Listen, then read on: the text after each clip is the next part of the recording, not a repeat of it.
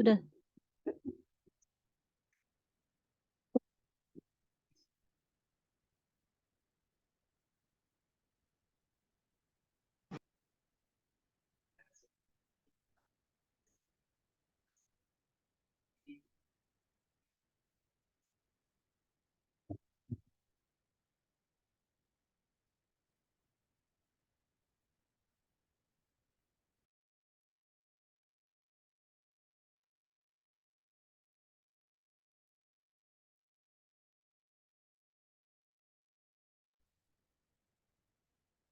Keluar. Sudah terdengar? Betul. Baik, Assalamualaikum warahmatullahi wabarakatuh. Mohon maaf, ada kendala teknis sedikit. Saya memperbaiki mikrofon terlebih dahulu. Oke. Bu Dwi Rini, apakah suara saya sudah terdengar jelas? Jelas, Pak. Sudah. Oke. Baik, Assalamualaikum warahmatullahi wabarakatuh. Selamat siang, salam sejahtera bagi kita semua. Selamat datang kembali mahasiswa Universitas Terbuka dimanapun Anda berada, dari Sabang sampai Merauke.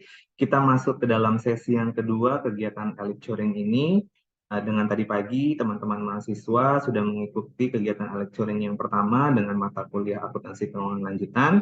Dan pada siang hari ini akan kita lanjutkan kembali yang tidak kalah serunya dan pastinya, dan kita sangat penting sekali untuk mahasiswa semuanya untuk bisa mengikuti kegiatan ataupun melaksanakan ujian akhir semester. Nah, pada kesempatan siang hari ini kita akan membahas terkait dengan perpajakan dengan kode mata kuliah EXI 4206 dengan subtopik pajak penghasilan pasal 22, 23, 22, dan 26. Teman-teman mahasiswa bisa melihat di modulnya pada modul kelima, dan pajak penghasilan pasal 25 atau angsuran pajak terdapat pada modul 6. Pada siang hari ini kita sudah kedatangan narasumber kita yang sangat luar biasa. Mohon tim ICT dapat memberikan CV-nya terlebih dahulu. Kita akan membacakan CV-nya terlebih dahulu. Baik, narasumber kita yang kedua ini pada mata kuliah perpajakan, kita ada kedatangan dari praktisi perpajakan, yaitu Bapak Raden Agus Suparman.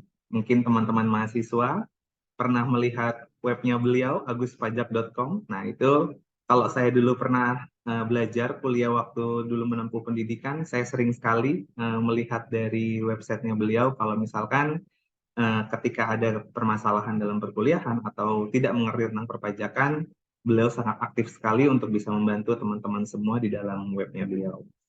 Nah, Bapak Raden Agus Suparman ini juga merupakan alumni UT ya Pak ya, alumni Universitas Terbuka tahun 2000 dan 2021, berarti baru tahun kemarin. Jadi beliau ini dulu awalnya lulusan STAN, Sekolah Tinggi Akuntansi Negara, kemudian melanjutkan ke UT tahun 2000 itu dengan jurusan Prodi Manajemen, dan memperdalam ilmunya kembali di program studi akuntansi dan mendapatkan gelar sarjana akuntansi tahun 2021. Dan beliau sebelum mengambil di UT tahun 2021 sebagai sarjana akuntansi, beliau sudah mengambil terkait dengan master ataupun magister administrasi dan kebijakan perpajakan di Fakultas Ilmu Sosial dan Ilmu Politik di Universitas Indonesia pada tahun 2003. Nah, berikut beliau juga banyak melakukan training dan diklat terkait dengan pajak karena Bapak Agus ini sebelumnya sebagai pegawai di Direktorat Jenderal Pajak ya Pak ya. Kemudian saat ini bekerja di Tax Crime Academy.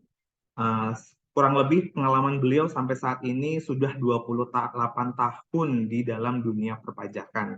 Jadi ini kesempatan sekali buat teman-teman mahasiswa, mungkin juga saya, kalau kita ingin membahas ataupun tidak ada yang mengerti terkait dengan perpajakan, apalagi perpajakan itu kan sangat rigid ya, peraturannya selalu berubah, selalu terupdate yang terbaru, terkadang kita tidak bisa menginterpretasikan dari sebuah aturan itu. Nah, ini mumpung ada praktisinya, mumpung ada narasumber kita yang luar biasa ini, kesempatan kita untuk bisa mendalami ataupun lebih belajar lebih jauh terkait dengan perpajakan. Baik, tanpa berlama-lama lagi, kepada Bapak Raden Agus Suparman dipersilakan untuk dapat menyampaikan terkait dengan materi lecturing kita pada hari ini. Baik, terima kasih Pak Yudi. Selamat siang, Assalamualaikum warahmatullahi wabarakatuh. Waalaikumsalam Mohon warahmatullahi izin, wabarakatuh. saya langsung aja ya Ya, silakan Bapak. ke PowerPoint. Saya udah menyiapkan PowerPoint-nya di sebentar. Oh ini.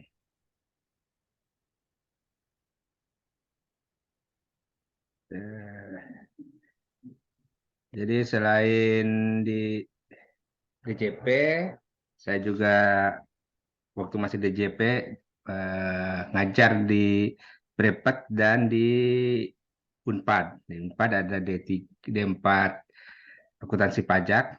Kalau di Unpad sampai sekarang melanjutkan apa namanya ngajar di D4 akuntansi pajak. Jadi materi-materi ini sebenarnya sudah saya persiapkan di UT ya, Pak di Unpad, bukan di UT.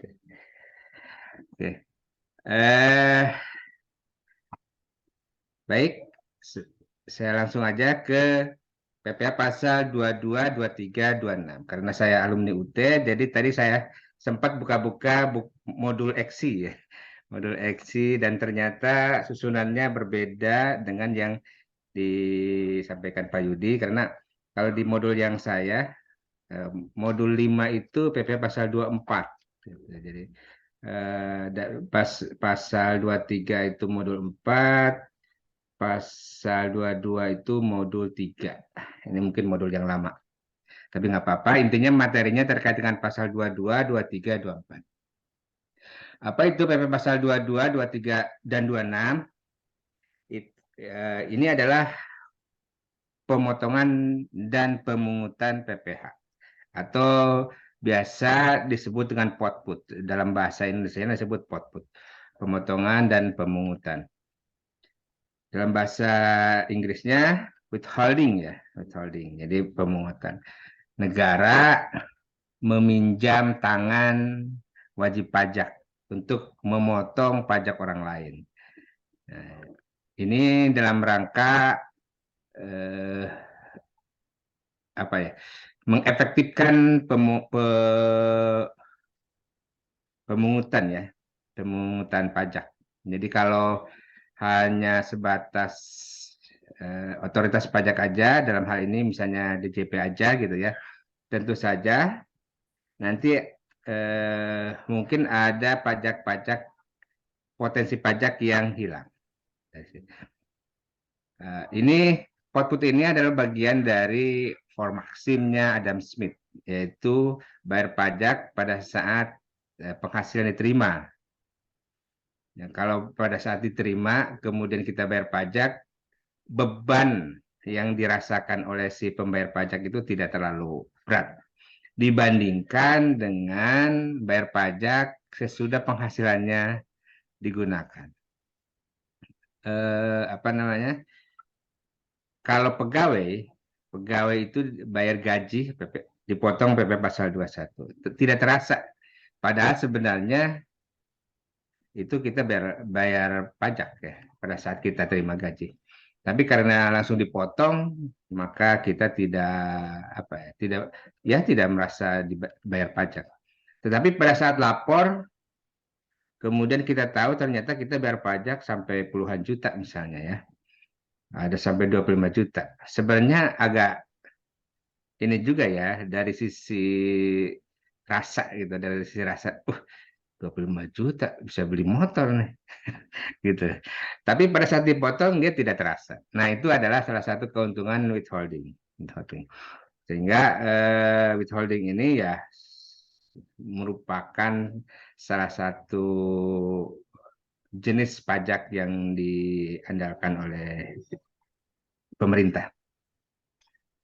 Pasal 22 sering disebut pemungutan karena beberapa hal memang dipungut pada saat pembelian. Berbeda dengan pasal 23, pasal 21, pasal 26. Pasal 21 itu pajaknya dipotong ketika penghasilan diterima. Jadi si A dipotong pajaknya pada saat si A menerima pajak. Pasal 23 juga begitu. Si PTA dipotong pajaknya pada saat PTA menerima pajaknya.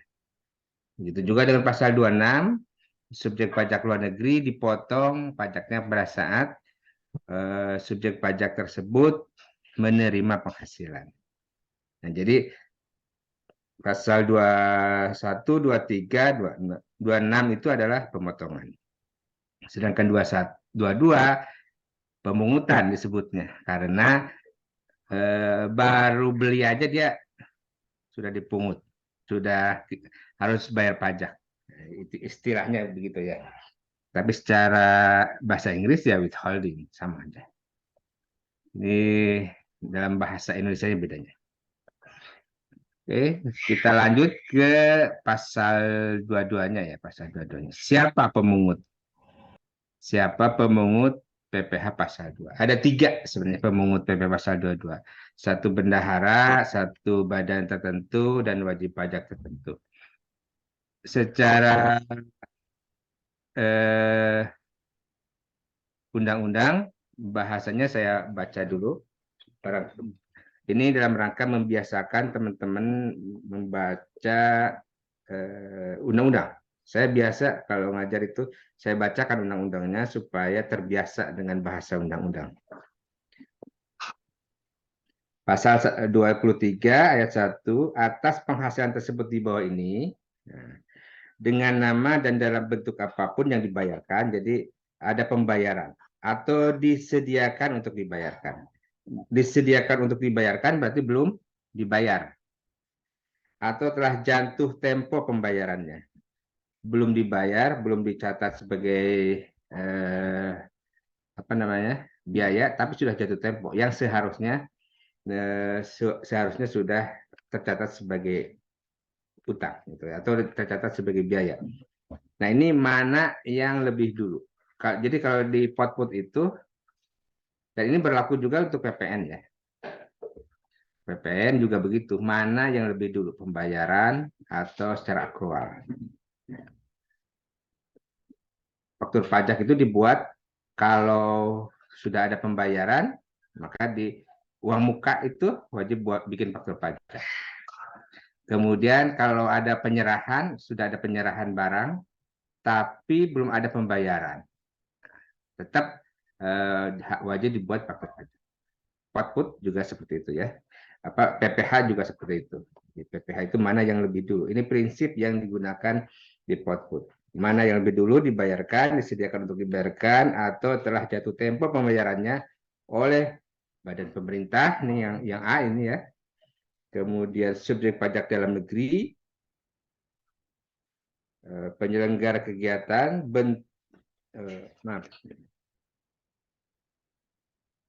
tuh pasal 22, pasal 22. Menteri Keuangan dapat menetapkan bendahara pemerintah untuk memungut pajak sehubungan dengan pembayaran atas penyerahan barang. Nah, ini tadi yang saya baca 23, maaf, terlalu maju. Pasal 22 itu, jadi kewenangan Menteri Keuangan untuk menetapkan bendahara.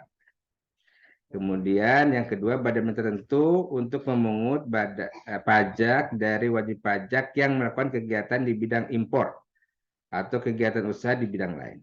Yang ketiga, wajib pajak badan tertentu untuk memungut pajak dari pembeli atas penjualan barang yang tergolong sangat mewah. Nah, yang C ini tergolong sangat mewah. Jadi pemungut PPh pasal 22 itu ada 3. Ini ditentukan oleh Menteri Keuangan. Secara aturan diatur yang terbaru, peraturan yang terbaru adalah Peraturan Menteri Keuangan nomor 34 tahun 2017. Ini nomor peraturan yang lama pakai begini ya, PMK Peraturan Menteri Keuangan nomor 34 garis miring PMK 010. 010 itu berarti dibuat oleh Badan Kebijakan Fiskal BK garis miring 2017. Kalau sekarang nanti ada PMK yang terbaru itu nggak pakai ini. PMK nomor sekian langsung tahun, kayak sama penulisannya seperti peraturan pemerintah. Di PP ini disebutkan pembayaran atas penyerahan barang, pembayaran atas penyerahan barang. Jadi pada saat kita beli barang, kemudian barangnya diserahkan, maka terutang PPh pasal 22. Dan kegiatan di bidang impor atau kegiatan usaha di bidang lainnya. Satu, Direktorat Jenderal Bea Cukai. Bea Cukai dia memungut PPh pasal 22 impor disebutnya. Atau PP ekspor komoditas tertentu, yaitu komoditas tambang batu bara, mineral logam, dan mineral bukan logam yang dilakukan oleh eksportir. Kalau ekspor, pajak ekspor itu adalah pajak yang dikenakan untuk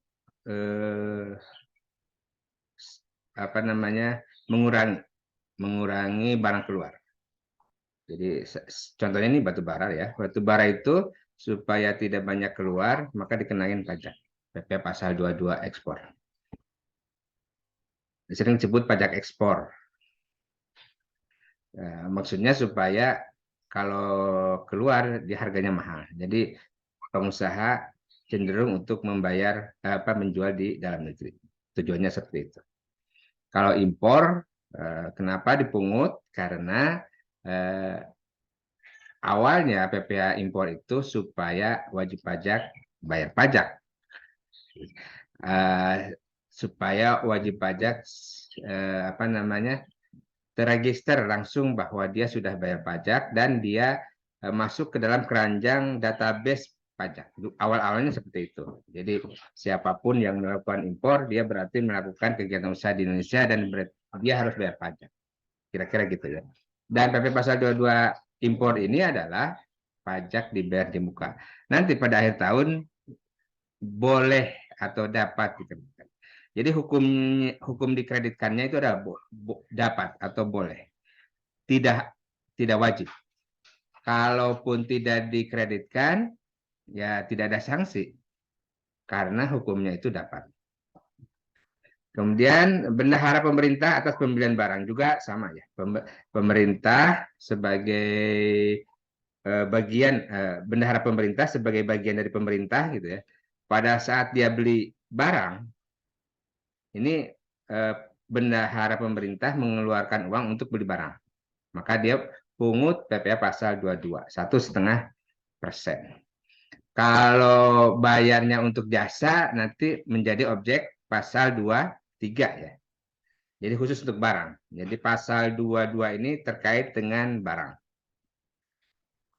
Satu, bea cukai, yang kedua bendahara pemerintah atas pembelian barang ya, pengadaan barang. Biasa disebut dengan pengadaan barang.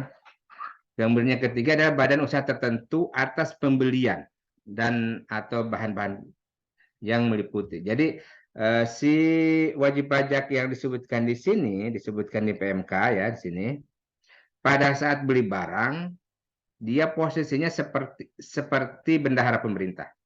Seperti bendahara pemerintah, dia memungut PPh pasal 22. Ini tinggal dibacakan aja ya. Yang pertama BUMN, ya. Yang kedua anak BUMN. Nah, jadi badan usaha milik negara yaitu badan usaha yang seluruh atau sebagian besar modalnya dimiliki oleh negara melalui pernyataan secara langsung yang berasal dari kekayaan negara yang dipisahkan. Ini bahasa keuangan negara ya, yang dimiliki langsung dari kekayaan negara yang dipisahkan. Badan usaha dan badan usaha milik negara yang merupakan hasil restrukturisasi. Jadi kalau sekarang kan ada tren holding ya, BUMN itu dibuat holding itu. Pak Erick Thohir sekarang sedang gencar-gencarnya restrukturisasi BUMN yang dilakukan oleh pemerintah, dan restrukturisasi tersebut dilakukan melalui pengalihan saham milik negara kepada badan usaha milik negara lain dan badan usaha tertentu yang dimiliki secara langsung oleh BUMN. Jadi berarti ini anak perusahaan yang disebutkan di PMK ini dia wajib memungut PPN atas setiap pembelian barang. Kemudian yang keempat, pemungut PPh pasal 22 yaitu badan usaha yang bergerak di bidang usaha industri semen industri kertas, industri baja, industri otomotif, dan industri farmasi atas penjualan. Jadi kalau tadi apa namanya, bendahara pemerintah, kemudian BUMN dan anak BUMN itu memungut pada saat beli barang. Tetapi kalau badan usaha tertentu memungutnya pada saat jual. Jadi berarti yang dipungut pada pasal 22 adalah yang membeli. Yang kena PP pasal 22 berarti yang membeli.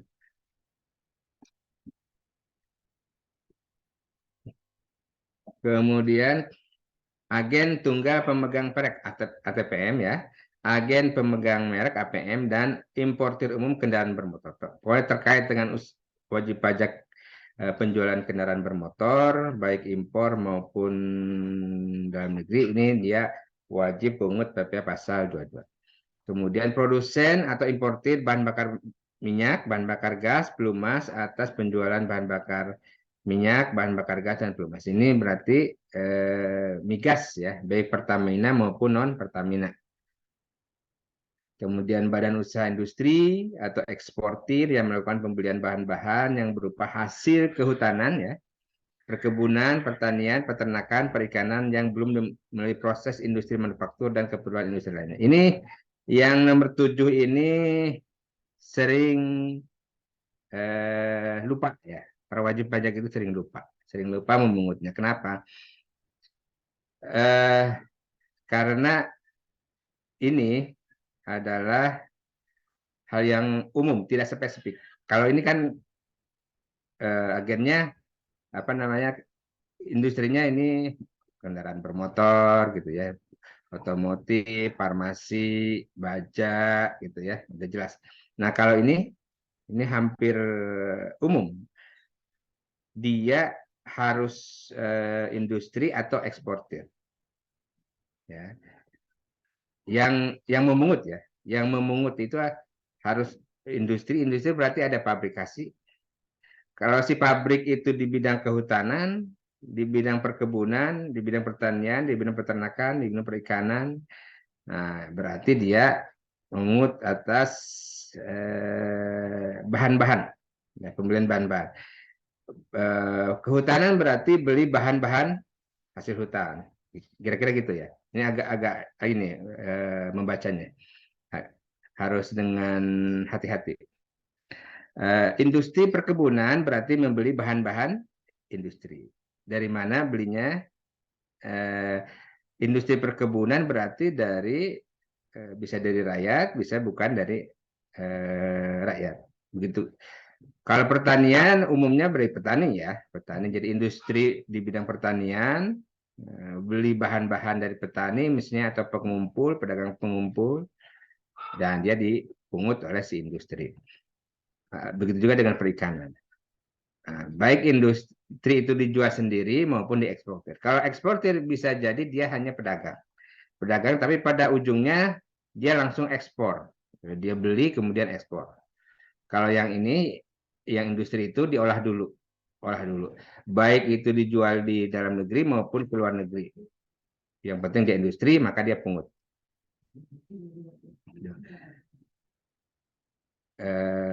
Sepengalaman saya selama jadi pegawai pajak ini memang apa ya, agak terabaikan ya kewajiban ini. Banyak pertemuan lah istilah pegawai pajaknya, banyak temuan. Kemudian badan usaha yang melakukan pembelian komoditas tambang batu bara, mineral logam, dan mineral bukan logam. Ini berarti trader ya. Dia sebagai pembeli batu bara dari orang atau badan yang punya izin. Beli kemudian jual. Trader ya. Bisa juga distributor ya, distributor si tambang, baik dijual ke dalam negeri maupun ke luar negeri. Dipungutnya pada saat beli. Siapa yang dipungut? Yang dipungut adalah pemegang izin. Yang memungut adalah si pedagangnya. Yang kesembilan, badan usaha yang melakukan penjualan emas batangan di dalam negeri. Ini nanti ada PMK khusus ya terkait dengan pedagang emas. Ini dari secara pemungut ya, pemungutnya ini. Kemudian si pemungut ini memungut berapa persen? Ini ada beberapa. Tadi bendahara yang pertama ya, bendahara dia memungut 1,5% dari harga beli. Dan ini boleh dikreditkan. Kemudian ini impor ya, nilai impor. Impor berarti bea cukai. Impor itu ada yang 10%, ada yang 7,5%, ada yang 0,5%, ada yang 2,5%, ada yang 7,5%, ada yang 7,5%. Ini kalau yang 10% untuk barang-barang yang ada di lampiran 1. Saya langsung ke contoh lampiran 1 ya. Sudah saya siapkan lampiran 1-nya.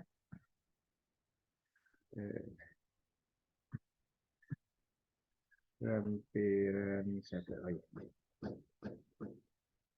Nah, ini lampiran 1 PMK.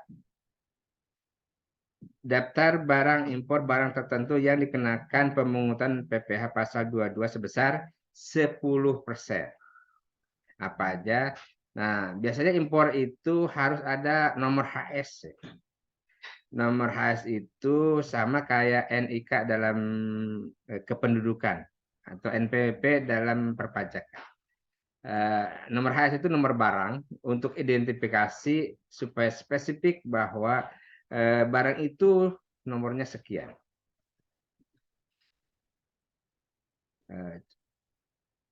Yang 10% ada di lampiran 1, ada parfum, ada peti, koper, dan sebagainya ya. Ini banyak banget barangnya. Jadi pada saat kita cek, pada saat impor kita harus cek ini masuk PMK lampiran 1 atau lampiran 2. Tidak mungkin kita hafal. Ya. Kemudian ada juga yang ini masih lampiran 1, ini lampiran 2 ya. Daftar impor barang yang dikenakan 7,5%. Nah, ini ada perangkat makan, perangkat dapur, barang lain plastik, peti, koper. Ini tadi juga ada ya, yang 10%, ada yang 7,5%. Ini mungkin bedanya di sini ya, di ujungnya ya, di ujungnya. Kalau ini dengan serat yang divulkanisir, ya, ujung sini ya, ujung kode ujungnya. Kita barang kita itu pasti ada dikit yang ke ini ya, 1 2 3 4 5 6 7 8, ada 8 dikit ya. Ini bahasa bea cukai ini ya, kode HS itu. Dulu teman saya yang bea cukai kalau kuliah itu bawa buku HS yang tebalnya itu hampir sejengkal.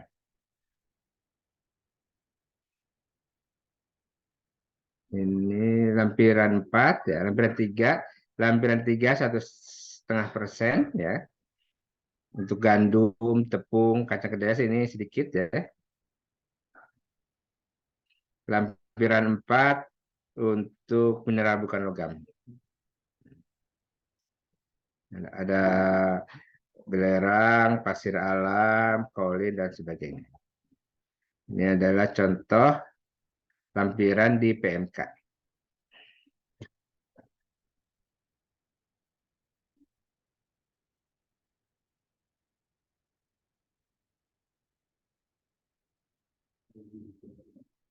Nah, ini lampiran 1 10% tadi ya, lampiran 2 7,5%, lampiran 3,5%. Nah, kalau kita mengimpor tapi kita belum punya API ini dari perdagangan ya, dari Kementerian Perdagangan. Berarti tarifnya selain yang ini ya, 2,5%. Tetapi kalau tanpa API 7,5%. Ini supaya orang jadi pemerintah mendorong supaya mendaftar menjadi API. Kemudian lelang, ini lelang barang yang tidak dikuasai, artinya barang sudah datang ke pelabuhan dalam jangka waktu tertentu tidak diambil oleh yang punya. Tidak diambil bisa jadi karena dia tidak bayar ya, tidak bayar pajak dalam rangka impor PDRI, atau mungkin ada masalah lain sehingga dilelang supaya tidak menumpuk. Nah, pada saat lelang kemudian bea cukai dia pungut 7,5%. Kemudian batu bara tadi komoditas, si pemungutnya tadi apa, trader yang beli batu bara ini tarifnya 1,5%, kemudian semen 0,25% ya, 3%, industri kertas 1%, kemudian penjualan industri baja 0,3%, otomotif 0,45%, dan ATPN 0,45%. Ini nilainya dari nilai DPP PPN. Teorinya DPP PPH dengan DPP PPN harus sama. Nah, baik di 23 maupun di 22, DPP itu dasar pengenaan pajaknya atau tax base-nya itu harus sama antara PPN dan PPH. Jadi nggak boleh beda. Kalau nggak boleh beda berarti salah. Ada kesalahan hitung.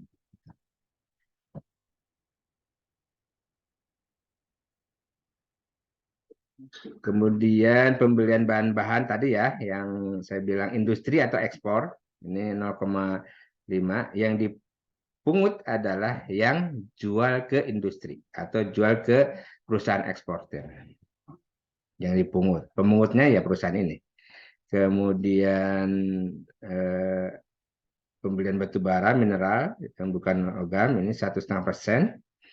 Penjualan emas ini ada PMK terbaru ya, tahun ini. Jadi ini saya coret turun menjadi 0,25% dari sebelumnya 0,45%. Penjualan barang berupa rumah beserta apartemen, kondominium dan sejenisnya 1% dari harga jual di atas 30 miliar.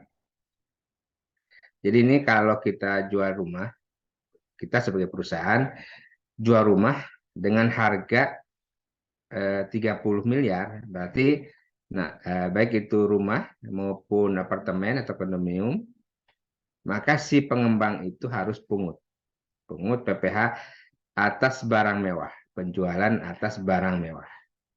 PPH atas barang mewah. Jadi ini atas barang mewah ya, penjualan barang mewah. Patokan barang mewahnya harganya 30 miliar. Kemudian ada penjualan barang mewah berupa pesawat, helikopter, kapal pesiar ya. Ini 5% dari harga jual. Ini yang memungut juga penjualnya. Kemudian ini kendaraan ya, kendaraan roda 4, sedan, jeep, SUV, MPV, minibus, dan sejenisnya yang harga jualnya di atas 2 miliar atau cc-nya di atas 3000 cc. Jadi untuk kendaraan roda 4 yang 3000 cc ini ada tambahan PPH. Dan ini bisa dikreditkan ya, dikreditkan di SPT tahunan. Jadi misalnya saya sebagai orang pribadi membeli sedan yang cc-nya 3500 misalnya ya. Nah, itu ada PPH dua-duanya dan itu bisa dikreditkan.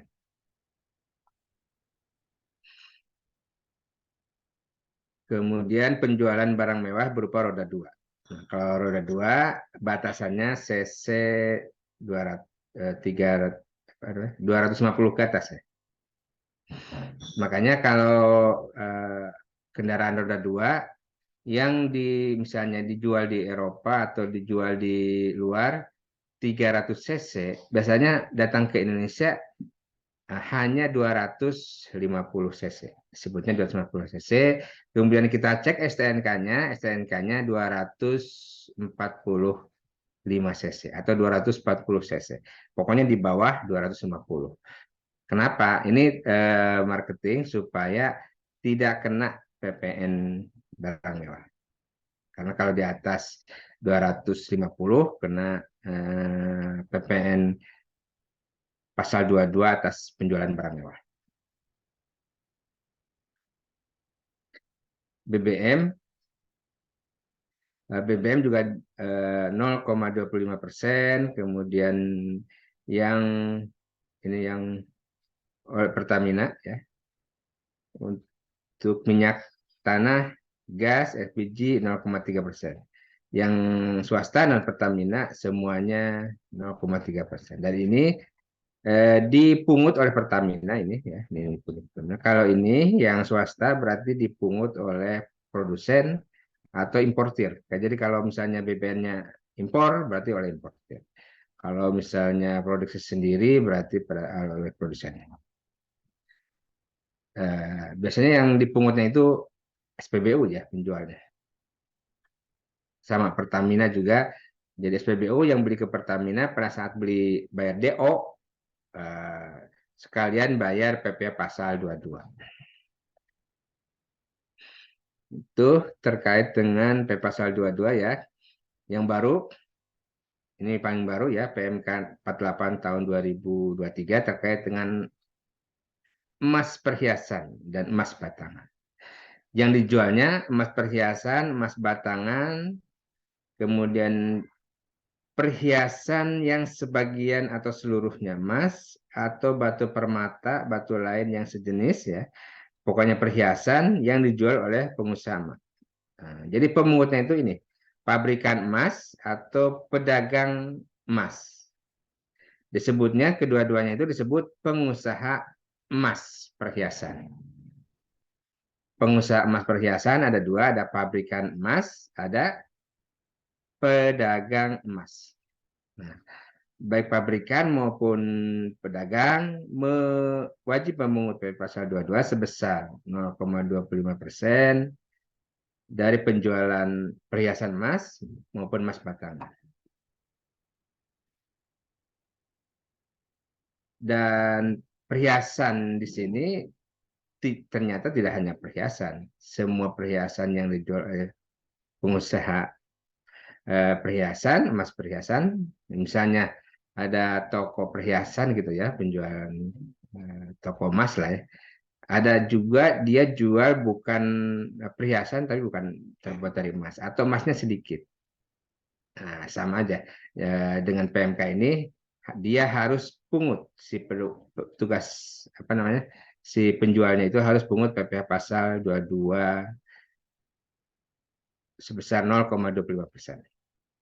Pengecualian ada di 5 WP ya. Yang pertama konsumen akhir. Konsumen akhir itu berarti ya kalau kita beli perhiasan langsung di toko emas yang langsung kita pakai. Nah, itu tidak kena. Jadi si toko itu tidak wajib pungut PP pasal 22. Kemudian yang B wajib pajak yang dikenai PPh yang bersifat final. Berarti yang belinya itu adalah pengusaha lagi, bukan end user, bukan konsumen akhir. Yang belinya tapi dia masih kecil, masih UKM. Dibuktikan dengan esket. Kalau tidak ada esket ya tetap dipungut ya dua-dua. Kalau dengan esket dia tidak dipungut. Berarti cuma 0,25%. Kalau yang UKM kan sebenarnya 0,5% ya. PP 23 sekarang PP 55. Kemudian yang C wajib pajak yang memiliki surat keterangan bebas. Jadi pada saat dia beli emas ya harus menunjukkan SKB. Kalau tidak menunjukkan SKB berarti si penjual tetap wajib pungut. SKB ini bisa diurus melalui online sekarang dengan DJP online. Jadi wajib pajak tinggal login, kemudian di DJP online kita ajukan permohonan SKB. Tentu saja nanti akan dicek ya oleh seksi pelayanan di KPP apakah berhak atau tidak terhadap SKB. Kalau berhak tentu saja nanti akan dikasih, kalau tidak berhak akan ditolak. Kemudian yang keempat, penjualan emas batangan kepada Bank Indonesia. Jadi kalau Bank Indonesia ya karena dia untuk moneter ya, untuk penyeimbang rupiah, untuk menyetok, bukan untuk usaha kalau Bank Indonesia itu. Sebagai penyeimbang mata uang rupiah, tentu saja dia tidak boleh dipungut. Karena tidak masuk ke dalam kategori sebagai nantinya kredit pajak ya. Kan BI bukan WP yang menjalankan usaha. Dia WP. Tapi WP-nya dari surplus ya, dari surplus. Tapi kegiatannya itu bukan komersial, kira-kira gitulah. Yang terakhir, penjualan emas melalui pasar fisik emas di kita. Ini yang kita sekarang lagi marak, beli emas di kita. Baik di Tokopedia maupun di Bukalapak, kita bisa beli emas dengan harga dari Rp1.000 sampai dengan tentu saja harga yang kita tentukan bisa 10.000, bisa 100.000 gitu. Semacam nabung. Nah, kalau yang itu tidak kena PP pasal 22. Kemudian Peraturan Menteri Keuangan Nomor 68 tahun 2022 ada juga atas penjualan aset kripto. Nah, sekarang kripto lagi jelek ya harganya, lagi turun. Konon kabarnya sedang dalam tanda kutip lagi perang di sananya di negara lain, tapi ya itu mungkin apa ya, perang dagang lah kalau saya melihatnya. Tetapi aset kripto ini akan dipungut oleh penyelenggara jual beli aset kripto. Jadi gampangnya sih bursa ya. Ada bursa yang diakui oleh Bapepti, Badan Pasar apa namanya, perdagangan bursa berjangka. Kalau bursa efek kan BI ya, Bursa Efek Indonesia itu itunya otoritasnya. Kalau ini ada Bapepti. Nah, itu kalau diakui si penjualnya itu diakui sebagai oleh Bapepti berarti 0,1 tarifnya. Tetapi kalau tidak terdaftar di Bapepti berarti 0,2. Ini juga dalam rangka mendorong orang untuk terdaftar di Bapepti. Dipungut pada saat pembayaran dari pembelian aset kripto yang diterima oleh penyelenggara perdagangan. Jadi penyelenggara perdagangan kan beli ya.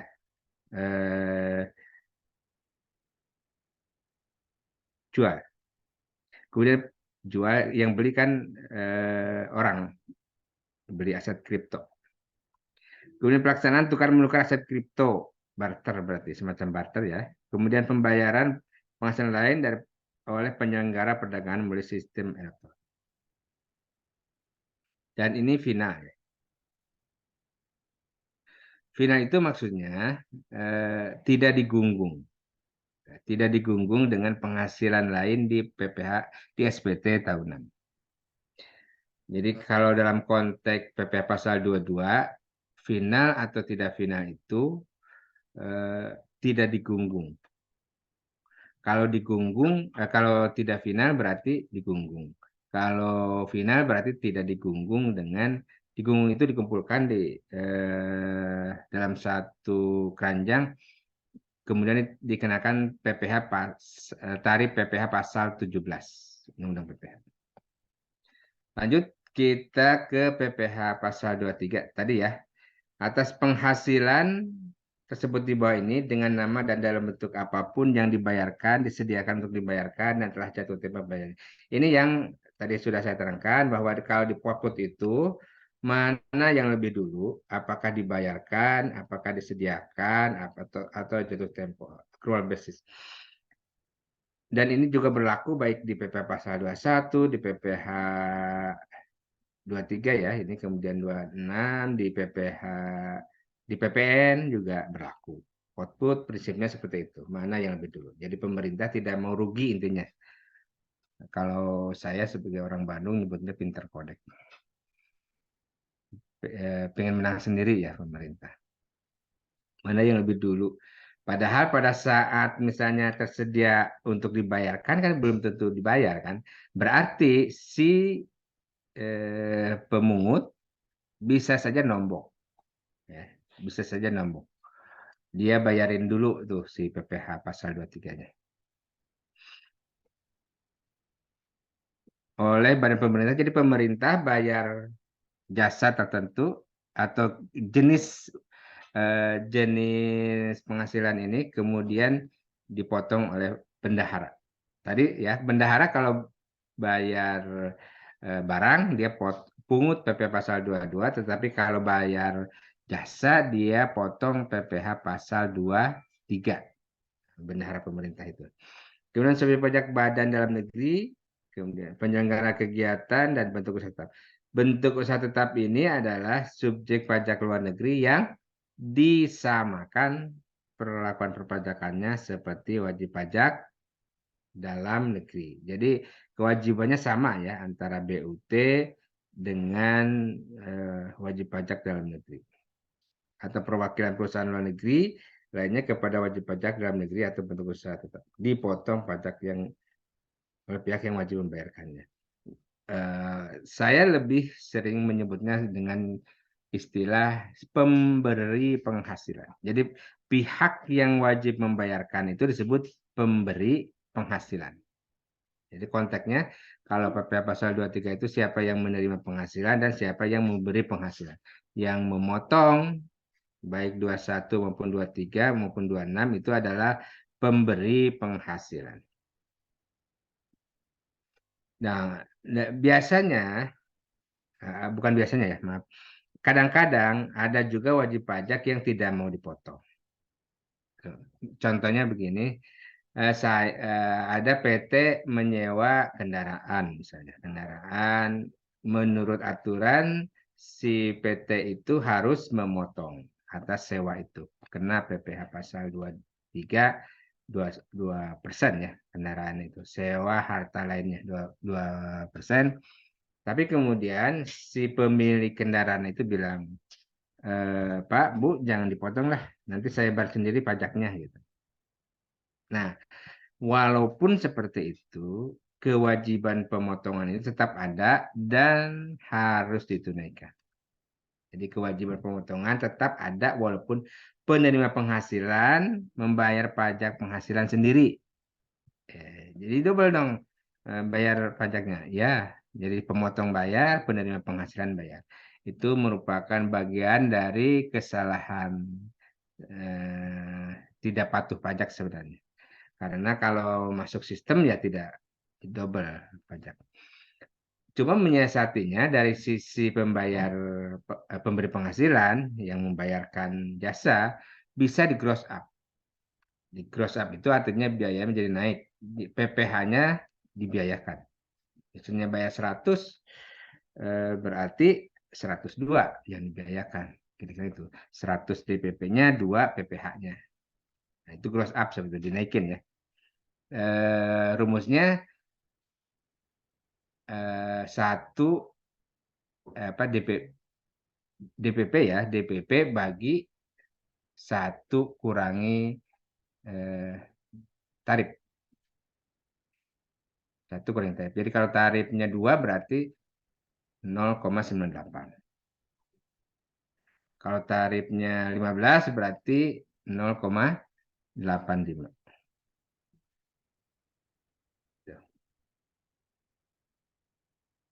Kemudian tarif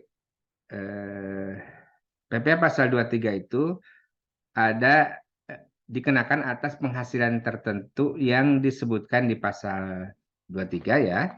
Ada juga yang disebutkan di PMK 141. Jadi PMK 141 itu penting teman-teman kuasai maksudnya apa. Nah, PMK 141 itu adalah bagian dari penghasilan neto lainnya. Penghasilan lainnya yang dikenakan PPh pasal 23. Sedangkan yang disebutkan di PPh pasal 23 ya, di pasal 23 itu adalah dividen, bunga, royalti, hadiah. Ini dikenakan 15% tarifnya. Dividen itu penghasilan yang terkait dengan saham.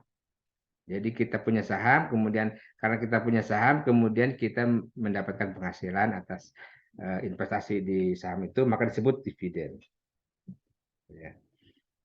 Bunga penghasilan terkait dengan pinjaman. Jadi kita meminjamkan ke orang, bagaimanapun caranya, maka itu adalah bunga. Nah, contohnya ya bagi hasil di bank syariah itu bunga. Karena ya dari sisi bank itu sebagai imbalan terkait dengan pinjaman, ya kan. Kemudian kalau kita minjam ke orang, kemudian kita ada akad gitu ya, sepanjang hutangnya tersebut belum dilunasi, maka kita wajib ngasih apa namanya, bagi hasil. Nah, saya pernah menemukan gitu ada kontrak seperti itu. Jadi pinjamannya tidak akan dilunasi, tapi sepanjang dia berproduksi dari setiap unitnya itu dia si yang kreditur itu mendapatkan penghasilan sekian sen. Nah, berarti imbalan tersebut adalah bunga namanya, walaupun disebutnya bagi hasil. Royalti, kalau royalti hal yang paling gampang kita pahami adalah sewa atas barang tidak berwujud. Contohnya sewa barang tidak berwujud itu adalah merek, ya kan, paten dan sebagainya.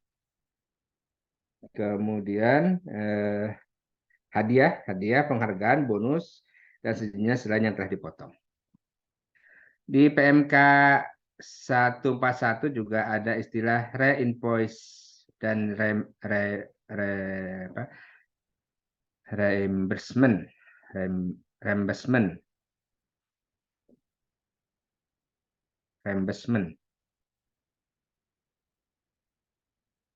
Nah, reimbursement ini ada syaratnya ya.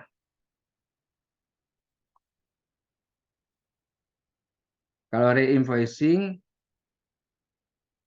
contohnya begini.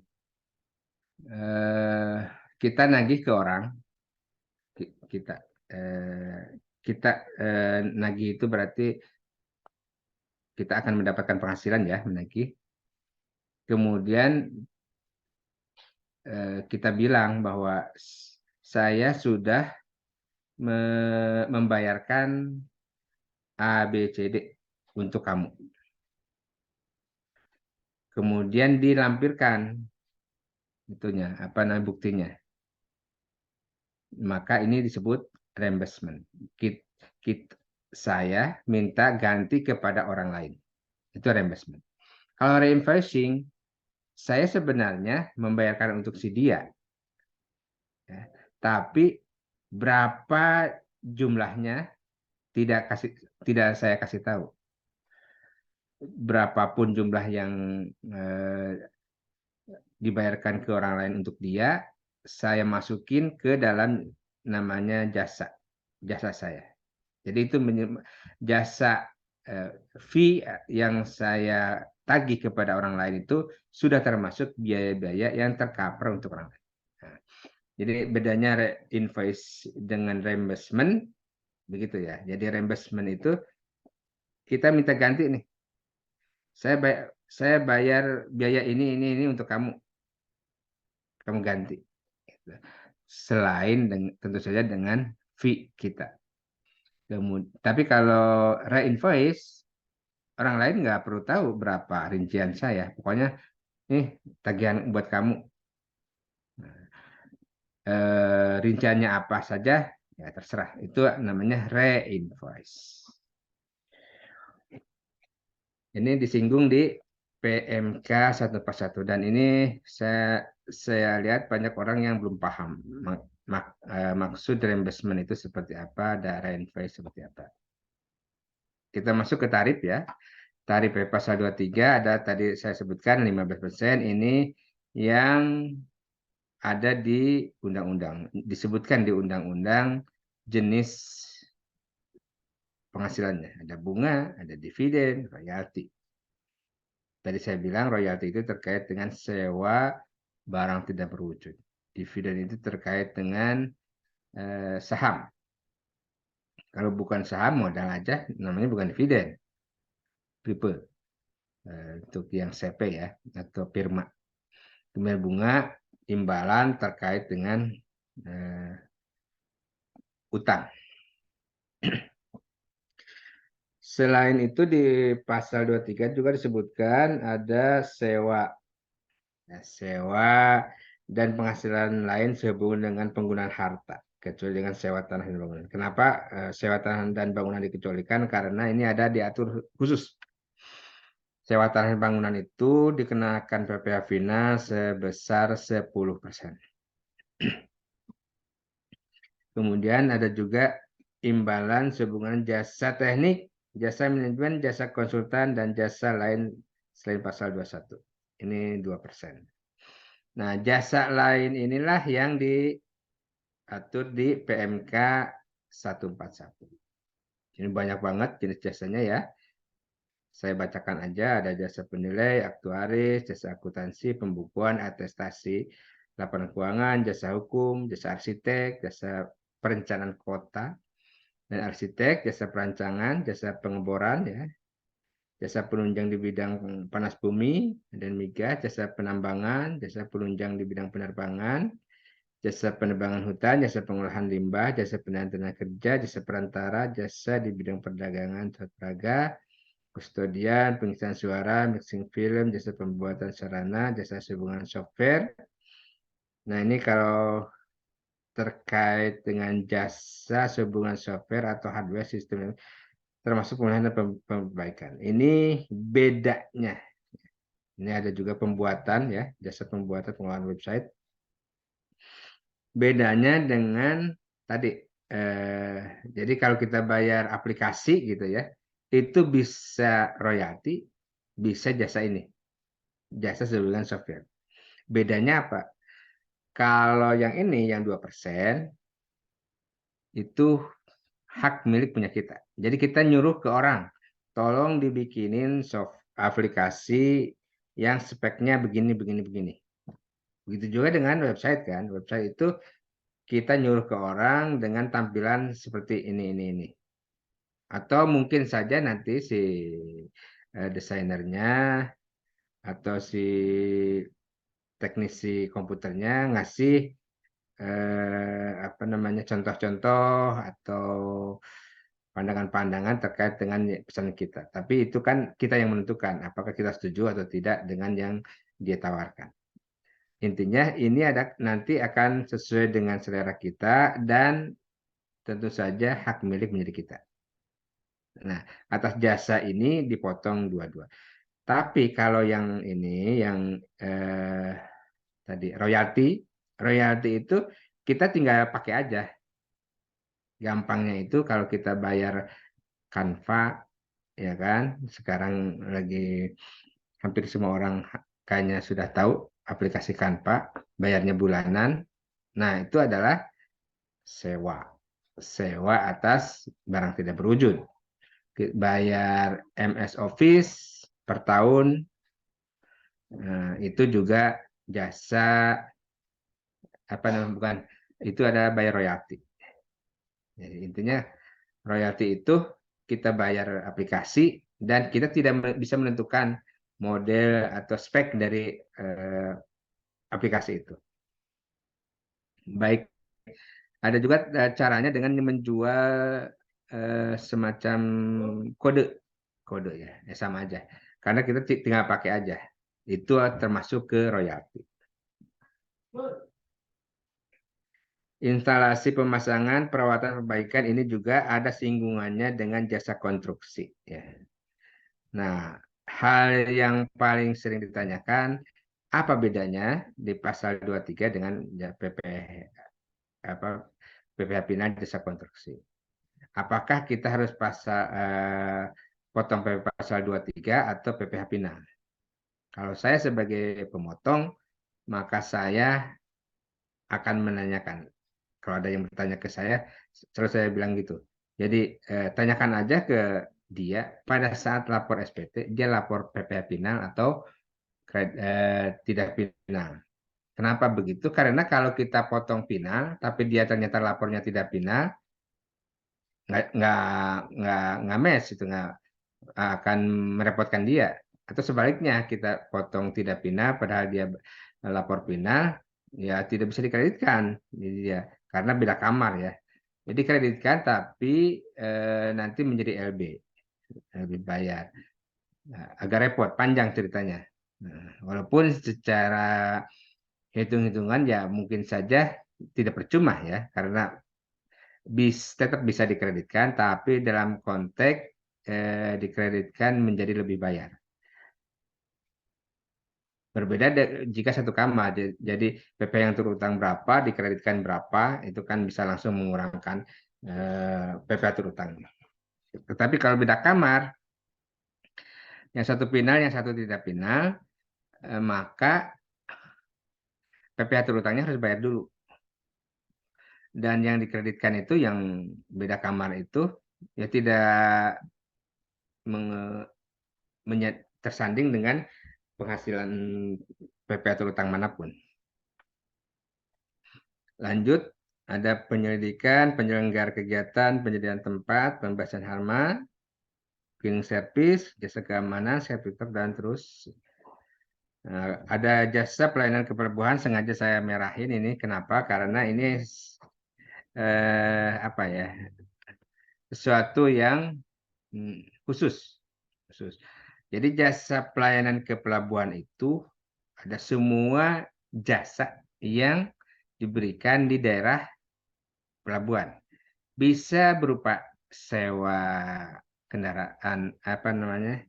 Ya, sewa kendaraan, sewa alat lah ya, sewa alat, bisa berupa bongkar muat, bisa berupa sewa ruangan, tapi semuanya berada di pelabuhan. Dan pelabuhan itu dikelola oleh suatu otoritas atau suatu lembaga atau suatu wajib pajak gitu ya. Maka si pengelola itulah nanti yang mencas jasa kepelabuhan. Semua yang dicas itu disebut jasa kepelabuhan, walaupun bentuknya sewa kendaraan, sewa apa, ruangan, sewa gudang ya, sewa gudang, kemudian bongkar muat, macam-macam. Pokoknya semua yang masuk di pelabuhan disebut jasa kepelabuhan. Pengangkutan melalui pipa, penitipan anak, kursus, pengisian uang, jasa lain tersebut yang masuk ke APBN. Jadi semua jasa yang dibayarkan oleh bendahara pemerintah dipotong PPh pasal 23. Kalau wajib pajak itu harus lihat jasanya apa aja, gitu kan. Ini disebutnya positive list, daftar ya jasa-jasa jenis penghasilan yang wajib dipotong. Tetapi kalau si bendahara tidak melihat jenis jasanya, semua jasa dipotong oleh si bendahara, gitu ya. Semua jasa. Semua pembelian barang dipungut PPh pasal 23. Semua pembayaran jasa dipotong PPh pasal 23. Itu untuk bendahara. Maaf, minum dulu.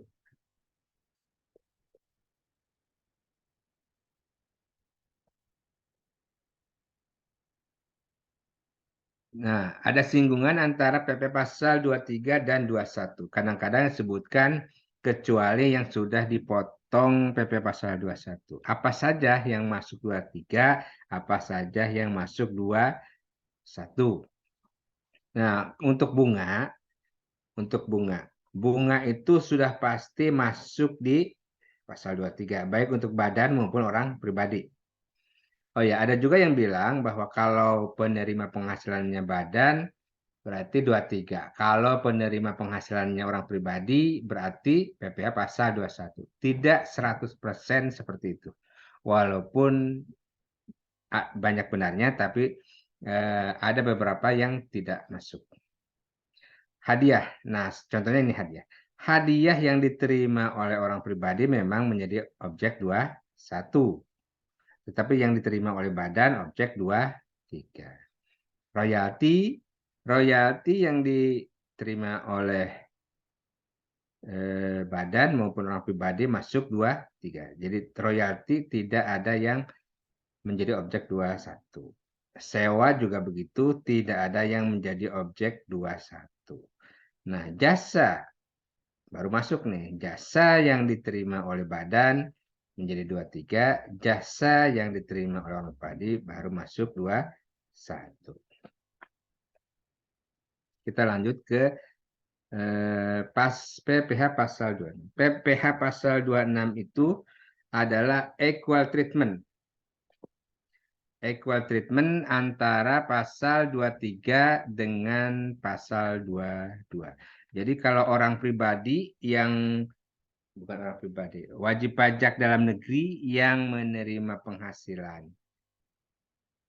jasa tertentu dipotong PPh pasal 23, maka yang kalau subjek pajak luar negeri yang menerima penghasilan tertentu dipotong PPh pasal 26.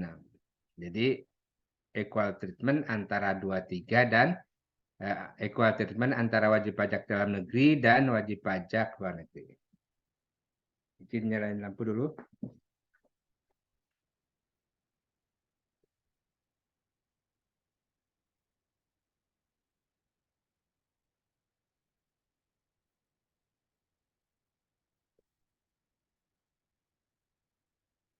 Siapa pemotongnya? Sebenarnya siapapun ya.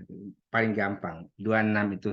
Siapapun yang bayar ke subjek pajak luar negeri.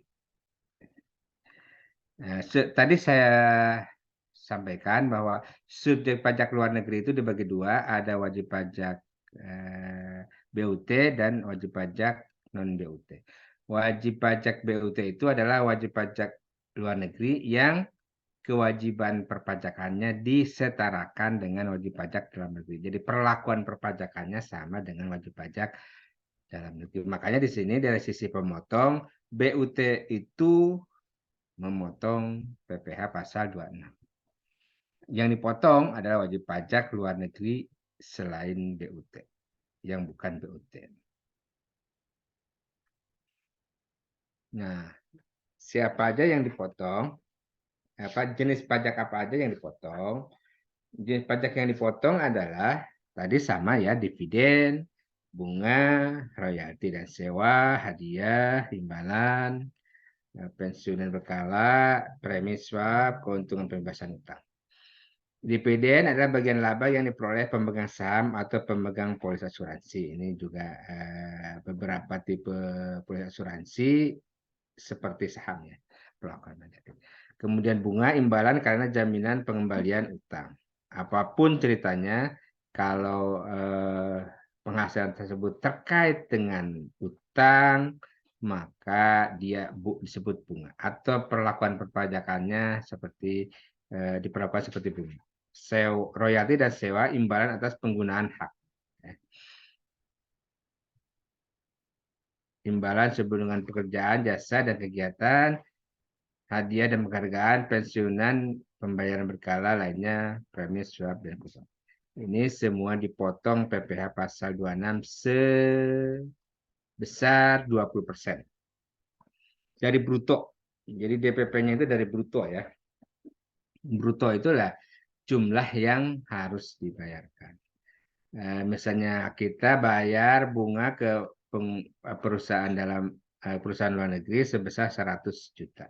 Berarti dari 100 juta itu kita potong 20%. Bagaimana kalau dia nggak mau dipotong, dia mintanya bersih gitu ya. Berarti kembali ke gross up tadi ya. Karena walaupun si wajib pajak luar negeri tersebut tidak mau dipotong, kewajiban pemotongan itu tetap ada. Sehingga kita sebagai pemberi penghasilan kemudian menyiasati supaya tidak rugi dengan cara membiayakan. Membiayakan di gross up. PPh pasal 26-nya DPP plus PPh-nya. Jadi PPh itu di pasal 9 ada disebutkan bahwa yang tidak boleh dibiayakan salah satunya adalah pajak penghasilan. Nah, pajak penghasilan yang dimaksud di situ adalah pajak penghasilan OP dan badan untuk dirinya. Jadi pada saat kita menyusun laporan keuangan badan misalnya ya, perusahaan, maka atas PPh badan tersebut tidak bisa dibiayakan. Kenapa tidak bisa dibiayakan? Kalau bisa dibiayakan nanti redundant. Nah, apa namanya? Jadi penghasilan kurangi biaya kalikan tarif sama dengan PPh. Nanti PPh-nya dibiayakan lagi naik lagi ke atas. Mengurangi lagi terus begitu redundant ya. Jadi sehingga ya untuk PPh tersebut tidak bisa dibiayakan. Tetapi kalau PPh yang lain 21, 23, 26 itu boleh dibiayakan. Ya. Ada pertanyaan siapa saya Iwan? Izin bertanya terkait pasal 23 hadiah penghargaan jikalau saya ikut lomba pidato di Malaysia dan menang yang hanya mendapat piagam penghargaan saja. Apakah saya pulang ke Indonesia harus melaporkan ke kantor pajak dan berapa persen? 23. 23 itu tadi ya. 23 itu yang memotongnya wajib pajak dalam negeri tadi saya balik lagi.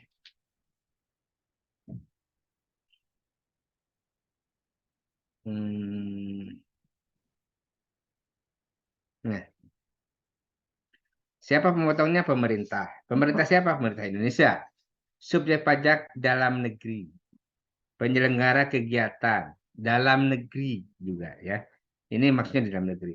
Bentuk usaha tetap wajib pajak dalam luar negeri yang diperlakukan atau memiliki kewajiban perpajakan seperti wajib pajak dalam negeri. Perwakilan perusahaan luar negeri lainnya di Indonesia. Dalam yang ditanyakan ini terkait dengan penyelenggara kegiatan. Tapi penyelenggara kegiatannya di penanya disebutkan di Malaysia, di luar negeri artinya ya. Betul ya, di luar negeri. Kalau di luar negeri berarti kewajiban pemotongannya berada di Malaysia, di luar negeri. Maka berlaku aturan yang ada di luar negeri, bukan yang ada di Indonesia. Kalau memang dia dipotong, ya sesuai dengan ketentuan undang-undang di sana. Jadi apakah itu wajib dilaporkan? Tetap wajib dilaporkan di SPT. Jadi di SPT kita itu kita wajib melaporkan baik itu kena pajak maupun tidak kena pajak. Baik itu dikecualikan dari objek pajak, baik itu final maupun tidak final. Semua penghasilan wajib dilaporkan. Nah, kalau misalnya dipotong di luar negeri, maka menjadi kredit pajak PPh pasal 24. Sebutnya pasal 24. Berapapun yang dibayarkan, itu bisa dikreditkan. Tapi kita cek dulu, kalau menurut ketentuan di tax treaty, ada nggak batasannya gitu. Kalau nggak ada batasan, kalau terkait kegiatan, saya kira nggak ada batasan ya. Terkait hadiah penyelenggaraan tadi, nggak ada batasan. Jadi berapapun yang dipotong di luar negeri kita kreditkan di dalam negeri. Dan di dalam negeri kita melaporkan sesuai dikenakan tarif sesuai pasal 17. Ya, pasal 17. Jadi bukan pasal 23 ya. Dikenakan tarif dari pasal 17. Itu jawaban dari saya ya.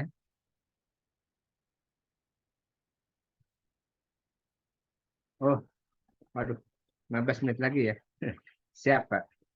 Saya eh, sebentar ini di 26 ada untuk wajib pajak penjualan barang ya, perhiasan, emas dan sebagainya. Ada atas penjualan saham. Jadi orang luar negeri jual saham di luar negeri itu, tapi sahamnya itu untuk PT di Indonesia, maka dipotong. Kemudian asuransi juga, asuransi yang ke luar negeri juga itu dibayarkan. Itu tarifnya, ini tarif efektif ya, tarif efektif ini. Bukan tarif PP pasal 26 tetap 20%, tapi ada DPP ini. Tarif pasal 26 dikali DPP, ini tarif efektif. Sama, ini juga tarif efektif. Oke. Sebelum ditutup, saya izin menyampaikan untuk pasal 25 ya. PP pasal 25, karena 15 menit lagi. Pasal 25 itu adalah cicilan pada tahun berjalan. Jadi misalnya sekarang tahun 2023, kita tiap bulan bayar PP pasal 25 untuk tahun pajak 2023. Dilaporkan di SPT-nya tahun depan. Karena tahun pajak 2023 dilaporkan di tahun 2024. Gitu ya.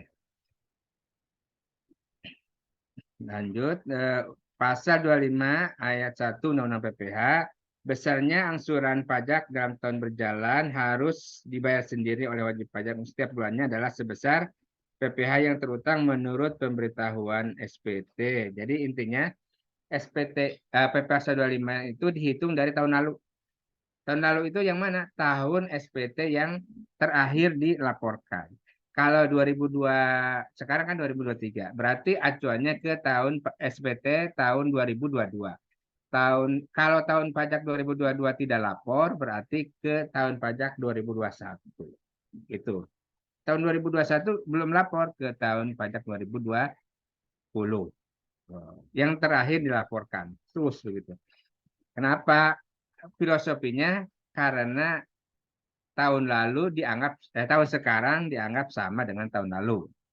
Dan filosofi PPh pasal 25 supaya pada akhir tahun kurang bayar ataupun lebih bayar itu minimal sedikit. Kalau bisa sama, ya, tapi jarang yang sama ya. Sangat-sangat jarang yang sama. Kalaupun sama nihil gitu ya. Ya itu mungkin ada semacam bisa disama-samakan. Oke, ini contohnya ya, penghitungan pasal 25, PP terutang 50 dikurangi output. Kenapa output mengurangi? Karena itu sudah dilunasi orang lain. Sedangkan pasal 25 itu kita bayar sendiri. Sehingga yang outputnya mengurangi PP terutang dengan asumsi tadi ya, sama dengan tahun lalu. Nah, kemudian ada selisihnya. Nah, selisih inilah kemudian yang menjadi dasar penghitungan PPh pasal 25. Ismat.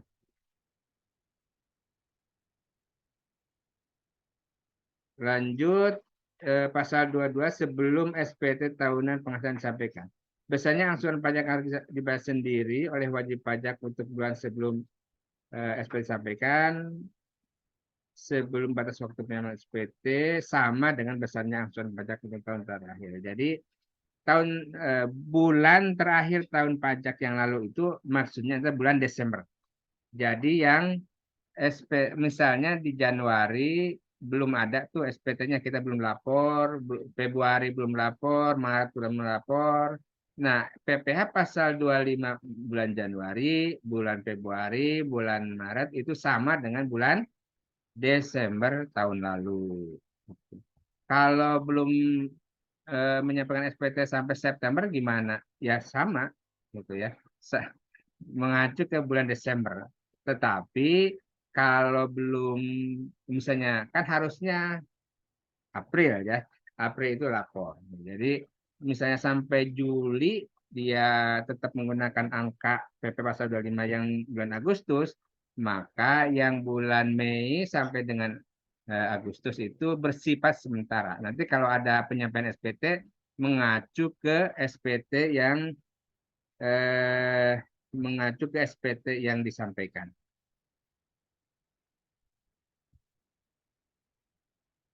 Begitu juga dengan SKP ya kalau diperiksa. Kemudian ada juga yang pasal 25 ayat 6 untuk wajib pajak tertentu, yaitu yang berhak kompensasi, WP yang tidak berpenghasilan tidak teratur, SPT lewat tadi ya, sudah SPT lewat, yang D perpanjangan, membentukkan sendiri perubahan badan usaha. Yang terakhir disebut dinamisasi. Nah, itu kalau kompensasi kerugian, kerugiannya diperhitungkan dulu ya, baru kemudian dihitung pasal 25. Ini contohnya. Kemudian wajib pajak memperoleh penghasilan tidak teratur. Jadi konsep PP pasal 21 itu kan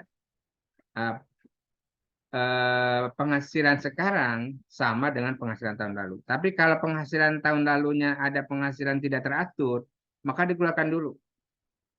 Kenapa harus dikeluarkan? Karena tidak teratur. Karena tidak teratur, maka tahun ini bisa jadi atau kemungkinan besar tidak terjadi. Tidak ada itu penghasilan itu. Sehingga atas penghasilan yang tidak teratur itu harus dikeluarkan dulu untuk penghitungan PP pasal 25. Gitu. Karena itu tadi filosofinya pasal 25 itu tahun ini sama dengan tahun lalu. Kalau tahun lalunya ada yang luar biasa atau tidak teratur, dikeluarkan dulu. Ini contoh yang tidak teratur. Penghasilan teratur 48 dan penghasilan tidak teratur 72 juta. Nah, yang PP pasal 25 diatur dari penghasilan yang teratur. Kemudian pembetulan tadi ya, baik jadi pembetulan itu yang menjadi acuan. Jadi yang lama itu menjadi sementara. Pokoknya SP terakhir. Nah, ini yang disebut dinamisasi. Jadi kalau misalnya tahun ini ternyata berkurang 75%, maka PPh pasal 25-nya turun. Tapi kalau meningkat, maka dinaikin PPh pasal 25-nya. Bagaimana tahunnya berkurang atau naik? Kalau kantor pajak tahunnya naik dari faktur pajak. Ya. Kalau bukan PKP ya nggak tahu kantor pajak. Tetapi kalau yang turun, ini wajib pajak sendiri yang harus mengajukan permohonan. Mengajukan permohonan bahwa berdasarkan laporan keuangan yang sementara, itu omset atau kegiatan usaha kita turun. Sehingga kita minta pengurangan PP pasal 25. Kemudian ada terkait PMK 215. Jadi wajib pajak baru PP pasal 25-nya nihil. Ini berlaku juga yang peralihan ya, peralihan dari PP 23 yang dikenakan final kemudian menjadi atau pada tahun pertama menjadi menggunakan PPh pasal 25 atau wajib pajak baru berdiri. Wajib pajak baru berdiri nggak usah bayar gitu ya. Kemudian untuk OPP wajib pajak orang pribadi pengusaha tertentu yang punya outlet, punya toko di mana-mana, maka setiap toko wajib bayar 0,75%. Kemudian bank dia wajib lapor setiap bulan. Maka laporan ini menjadi acuan penghitungan PP pasal 25. Dan penghitungannya bersifat kumulatif. Jadi maksudnya laporan Januari untuk masa Januari. Kalau untuk PP pasal 25 bulan Juni misalnya berarti laporan keuangannya yang dari Januari sampai dengan bulan Juni. Bersifat kumulatif menggunakan laporan yang sebenarnya. Karena kenapa begitu? Karena tadi ya PP pasal 25 itu supaya akhir tahun tidak selisihnya pasal 29-nya tidak banyak. Ataupun kalaupun lebih bayarnya tidak banyak. Jadi kalau bisa mendekati nihil. Sehingga penghitungan pasal 25-nya pun diusahakan mendekati keadaan sebenarnya. BUMD BUMN juga berbeda cara penghitungan pasal 25-nya, yaitu dengan berdasarkan rencana kerja, anggaran, dan pendapatan yang bersangkutan. Karena ini ada kewajiban yang diterbitkan oleh Kementerian BUMN. Oke, saya kira itu. Mungkin ada pertanyaan lagi. Sebelum saya tutup, saya kirim dulu ya PDF materi ini. Tadi ada yang minta.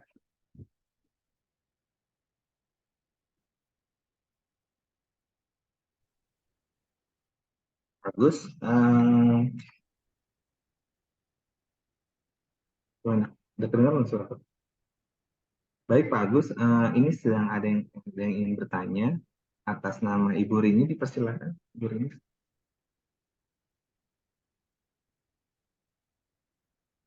Terima kasih. Siang, Pak. Perkenalkan, saya Rini, mahasiswa UT. Izin bertanya, saya kan bekerja di perusahaan jasa ekspedisi. Gimana, Jika gimana? Maaf, tidak kurang jelas.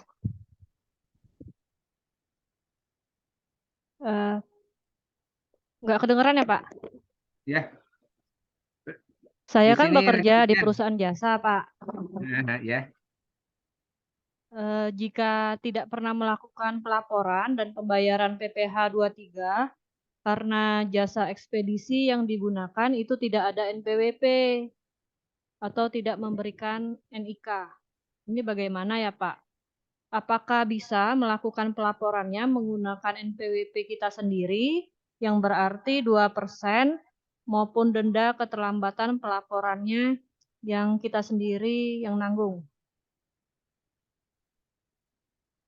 Terima kasih, Pak. eh, yang dipertanyakan kan dari sisi perusahaan ekspedisi ya, Iya. ya di gross up aja. Biasanya di gross up kalau nggak mau dipotong. Kalau Oh, mau dipotong ya dipotong dengan ada apa namanya sanksi karena tidak punya NPWP, yaitu ya. sanksinya 100%. Di pasal 23 ayat 1A dalam hal wajib pajak menerima atau memperoleh penghasilan maksud besar tarif pemotongan adalah lebih tinggi 100%. Jadi kalau tadi tarifnya 2% menjadi 4% dipotongnya. Kalau dia mau dipotong. Kalau nggak mau dipotong berarti di gross up tadi. Berarti tarifnya menjadi 4% ya. Hmm. Begitu. Eh, menjawab nggak jawaban saya? Iya, Pak, menjawab. Ya, ya. Pak, izin lagi. Satu. Boleh, Pak? Ya, Tentang pasal PPh 26. ya, ya, ya. Silakan. Apakah pasal 26 terhadap tenaga ahli tersebut dikenakan final dengan tarif 20%? Ya, betul. Semua pasal 26 final.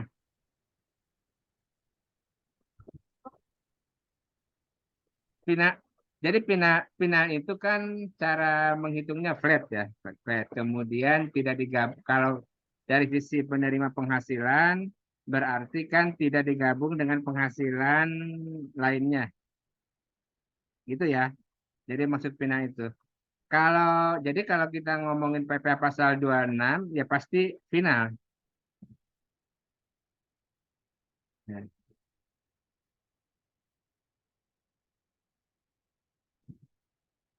Oh, ya iya, gitu Pak. ya. Ya. Gini, kalau saya kan mendatangkan seorang tenaga ahli dari luar negeri untuk memberikan ceramah atau kuliah atau pengetahuan kepada pegawai di kantor saya. Ya, Nah, acara ini itu diselenggarakan selama 2 hari. 3 hari ya. Dua, Pak, dua aja, 2 ya. 2 hari. Nah, itu kan dikenakan final tarif 20% kan, Pak? Mm-mm. Betul. Untuk pelaporan ESPT final PPH pasal 25 itu tidak ada kode, ya pasal 26 itu tidak ada kode yang menandakan terkena PPH pasal 26. Tapi kalau di tidak final itu ada. Apakah pelaporannya pakai yang tidak final saja, Pak?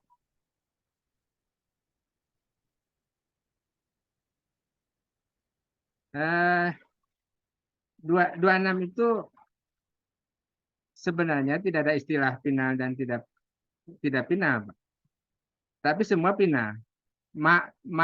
Apa ya? Pengertian final itu kalau dilihat dari sisi penerima penghasilan ya, dilihat dari sisi penerima penghasilan, dia cara menghitungnya flat. Flat itu adalah dari bruto.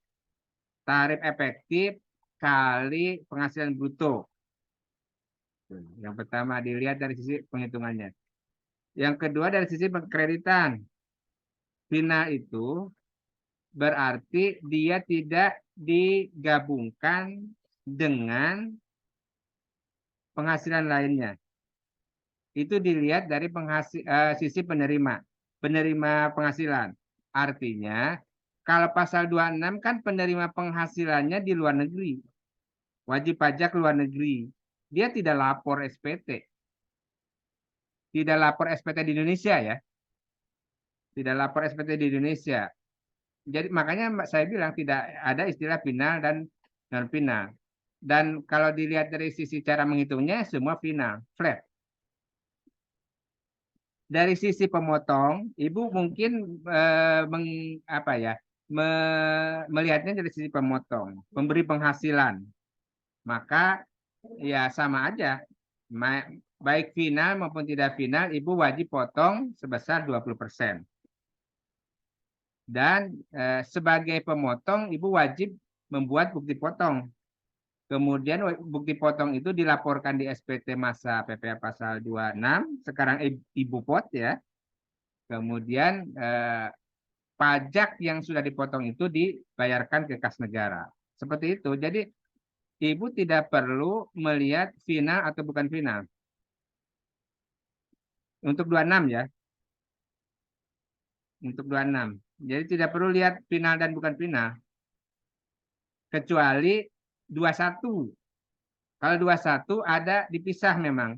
Ada pisah sebagai pemotong, ada yang final, ada yang bukan final. Kenapa? Karena bukti potong itu nanti akan menjadi dasar penghitungan si penerima penghasilan. Yang mana si penerima penghasilan itu akan lapor di SPT tahunan. Kalau di bukti potongnya bilang final, maka nanti akan dilaporkan di bagian yang final. Kan gitu. Itu Bu. Barangkali. Ya, baik Pak. Terima kasih. Ya. Jadi tidak ada final dan final ya Pak pasal 26. Ya, dari sisi pemotong ya, pemotong. Baik. Pak, boleh nggak saya bertanya satu lagi? Boleh, boleh.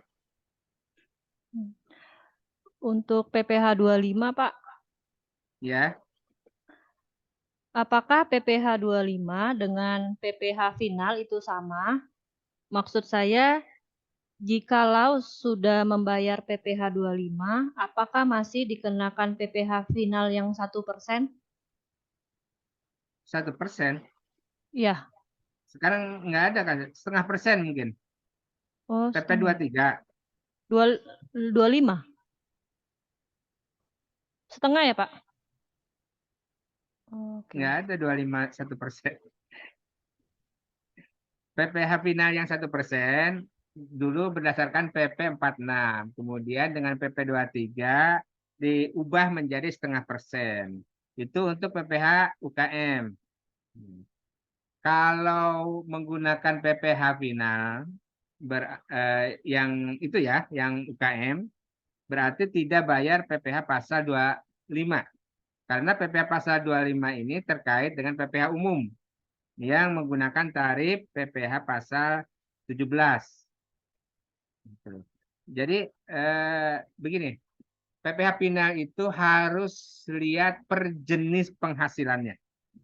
Jadi bisa saja satu perusahaan bayar PP pasal 25, tetapi dia kemudian mendapatkan penghasilan dengan jenis penghasilan yang dikenakan final. Maka tetap dipotong. Contoh, perusahaan perdagangan, dia tidak final secara umum ya. Perdagangan tidak final, kemudian dia bayar PPh pasal 25 setiap bulan. Nah, dia juga mendapatkan penghasilan katakanlah bunga deposito. Bunga deposito kan final, maka dia dipotong PPh final oleh bank. Atau kita menyewakan gudang misalnya, kita punya banyak gudang, gudangnya kelebihan ya daripada nganggur kita sewakan ke orang.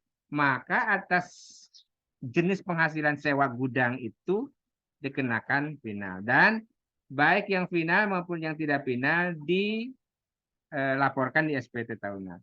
Penghitungan PPh pasal 25 itu tidak dicampur dengan penghasilan yang final. Jadi antara final dan bukan final, saya selalu menyebutnya 3 kamar. 3 kamar antara penghasilan yang bukan objek, penghasilan yang final, dan penghasilan umum, PPh umum. Nah, PPh pasal 25 itu adalah atas penghasilan umum. Jadi harus dikeluarkan dulu yang PPh final, dikeluarkan dulu yang bukan objek. Ya, gitu. Oke, baik. Bagaimana Mbak Rini atas jawabannya? Apakah sudah cukup? Ya, cukup. Terima Oke. kasih, Pak. Baik, Pak Agus, ini mungkin ada satu pertanyaan lagi ya Pak dari kolom chat dari mahasiswa UT juga atas nama Putri terkait dengan reimbursement. Pak izin bertanya, apakah ada contoh transaksi reimbursement yang kena pajak dan adakah batasan nilai terhadap reimbursement yang kena pajak tersebut atau yang tidak kena?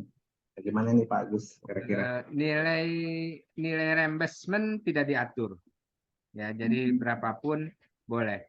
Yang paling penting bagi reimbursement itu adalah bukti. Bukti bahwa kita bayarin orang. Jadi misalnya saya perusahaan perwader gitu ya. Jadi perusahaan perwader yang saya lihat ada yang pakai re-invoicing, ada yang tidak. Kalau yang pakai re-invoicing dia nagih satu invoice pokoknya semua dicas untuk kegiatan forwarder itu misalnya 50 juta. Detail 50 jutanya apa? Ya nggak ada. Nah, tapi ada juga yang pakai reimbursement. Reimbursement ini gini,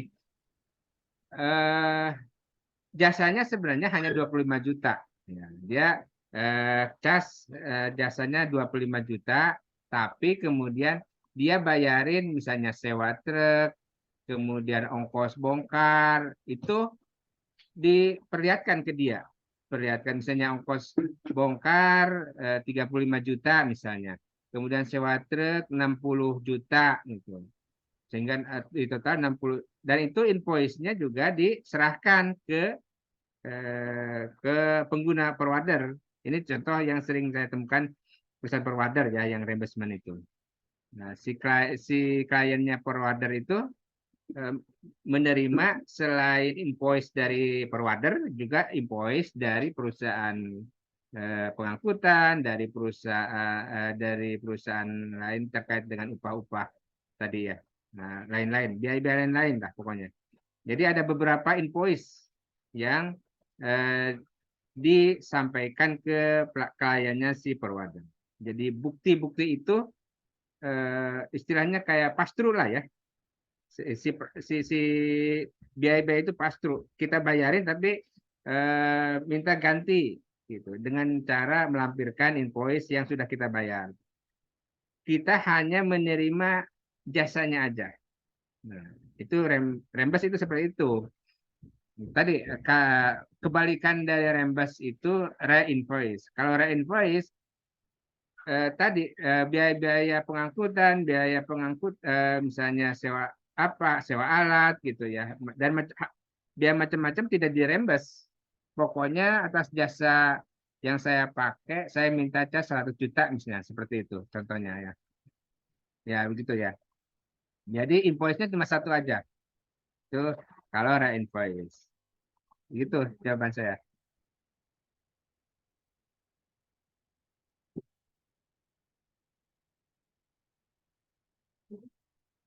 Si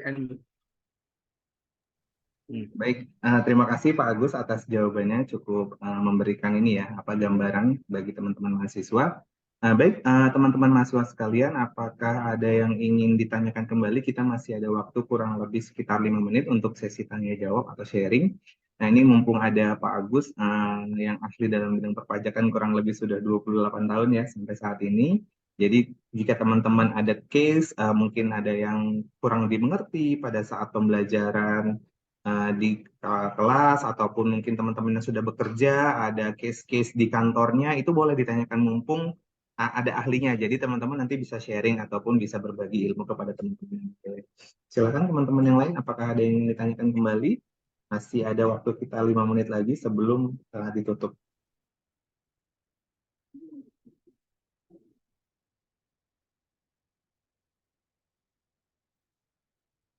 Dari Nadia, selamat siang Pak Agus. Selama ini saya tidak pernah lapor PPh pasal 22 atas impor barang karena sudah saya kreditkan di PPh badan tahunan.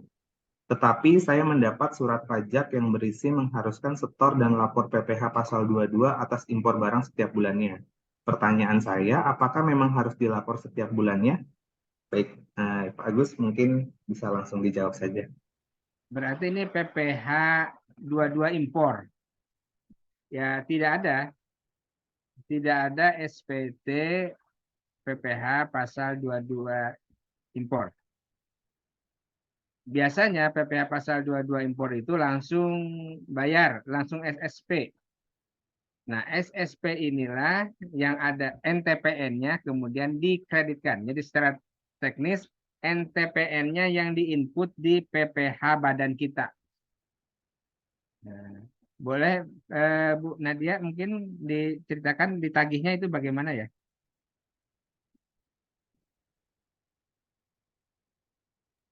Bagaimana Bu Nadia? Mendapat surat yang berisi mengharuskan setor dan Mungkin lapor malu ya PPh. Pak. Suratnya itu maksudnya gimana nih?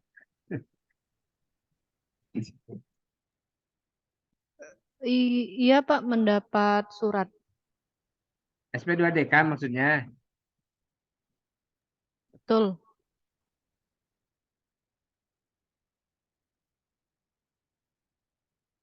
Halo, Bu Nadia mungkin bisa di kolom chat aja mungkin kalau suaranya kurang masuk atau bagaimana terkendala jaringan.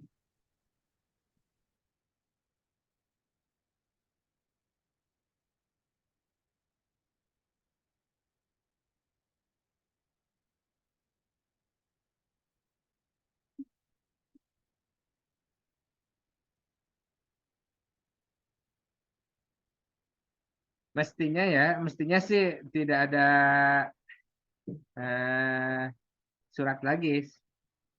Biasanya kalau eh, apa ya SP2DK dari KPP itu ada PPh pasal 22 tapi tidak dilaporkan alias tidak dikreditkan. Nah, biasanya gitu. Baru diminta klarifikasi, diminta keterangan. Kenapa tidak dilaporkan?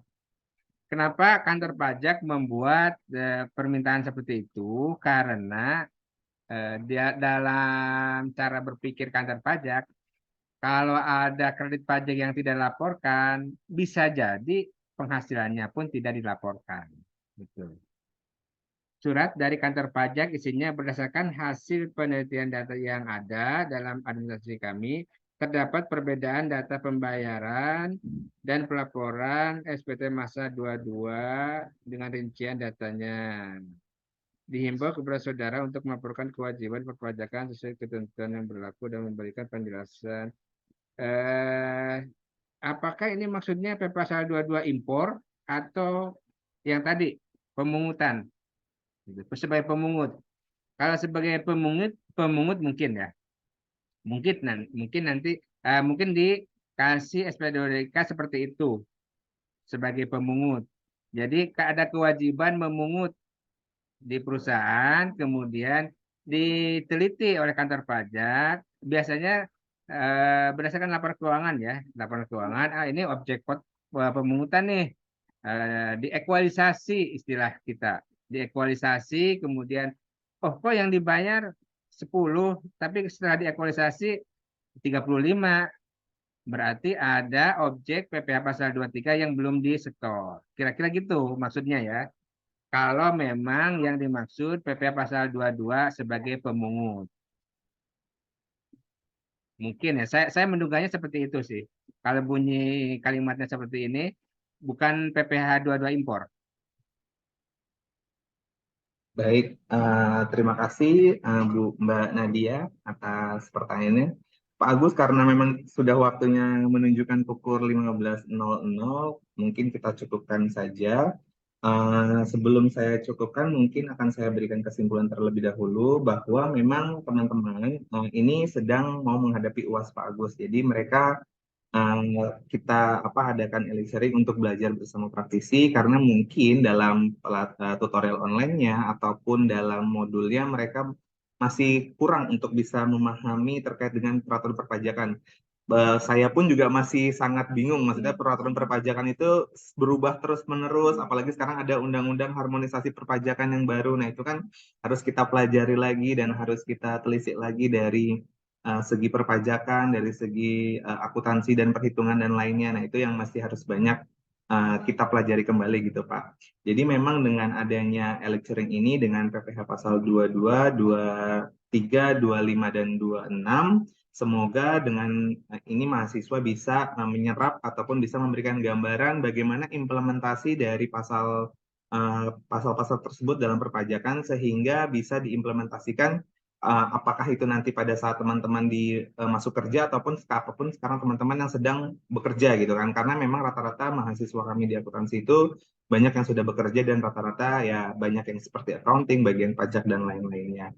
Jadi saya ucapkan terima kasih kembali kepada Pak Agus Suparman atas waktu dan kesempatannya sudah memberikan begitu banyak pencerahan dan ilmu ya Pak ya. Saya pun juga banyak belajar dari tadi Pak Agus menyampaikan dari awal sampai akhir terkait dengan implementasinya terutama untuk PPh pasal 22 ini Pak yang memang kadang-kadang masih bingung antara impor, ekspor, put pot dan pemungutan dan potongan dan itu yang masih memang terkadang kita tuh masih terkecoh gitu, masih masih keblinger lah bahasanya kalau anak-anak zaman sekarang itu antara yang ini mana yang dipakai mana karena peraturan perpajakan itu kan sangat bias ya, maksudnya di undang-undang itu tidak dijelaskan secara detail gitu. Tadi benar disampaikan Pak Agus, kita harus terbiasa membaca terkait dengan peraturan dan undang-undangnya itu karena memang interpretasinya kalau bukan orang yang ahlinya itu susah, kadang-kadang suka suka terbalik-balik gitu, ada yang salah kadang-kadang bahkan ada yang tidak sesuai gitu kan.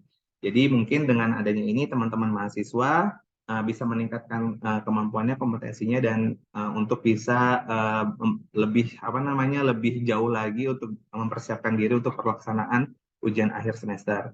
Terima kasih Pak Agus atas kesempatannya. Mungkin kita akan foto bersama terlebih dahulu. Mohon teman-teman dari tim ICT bisa dibikin zoom-nya, di break semuanya untuk biasa terlihat, ataupun teman-teman mahasiswa juga bisa diaktifkan dulu kameranya sebentar. Kita foto bersama terlebih dahulu.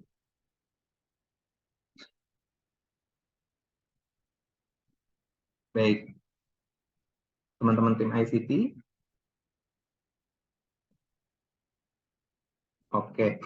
Oke, baik. Sudah Pak, sudah cukup, sudah diambil. Terima kasih atas kesempatan dan waktunya teman-teman mahasiswa Universitas Terbuka. Sama kali juga dengan Pak Agus, saya mengucapkan terima kasih banyak atas waktunya. Mudah-mudahan kita bisa bertemu di kesempatan lain, di acara yang lain, ataupun bisa di lecturing di mata kuliah yang lain, tidak hanya perpajakan, tapi kayaknya sepertinya Pak Agus sangat spesialisasi pajak nih. Jadi kita bisa nanti bertemu di pembelajaran di modul-modul lainnya. Akhir kata dari saya, terima kasih. Sukses untuk selalu buat teman-teman mahasiswa. Selamat menempuh ujian akhir semester dan semoga sehat selalu dan mendapatkan cita-cita untuk mendapatkan nilai yang lebih baik untuk di semester ini. Wassalamualaikum warahmatullahi wabarakatuh. Selamat sore.